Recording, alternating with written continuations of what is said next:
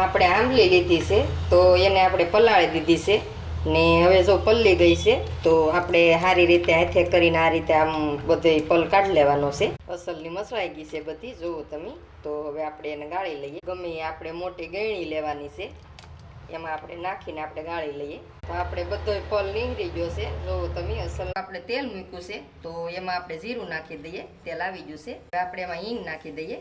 આપણે આમલેન પલ છે એ નાખી દઈએ. હવે આપણે આમ હલાવતું રહેવાનું છે ને એને પકવવાનું છે. ને તમને જાડી લાગે થોડીક તો પાણી નાખી દેવાનું. આપણે ઉકળી ગઈ છે તો આપણે આ ગોળ નાખી દઈએ. એમાં ગોળ પાકી ગયો છે તો હવે આપણે મસાલા કરી લઈએ. આપણે હળદર નાખી દઈએ, ધાણા જીરું નાખી દઈએ, સ્વાદ પ્રમાણે મીઠું નાખી દઈએ, લાલ મરચું નાખી દઈએ, મસાલો નાખીએ, સારી રીતે મિક્સ કરી લઈએ. હવે થોડીક આપણે ખાંડ નાખી દઈએ. બની ગઈ છે આંબલીની ચટણી, જુઓ તમે, બહુ સરસ બની છે.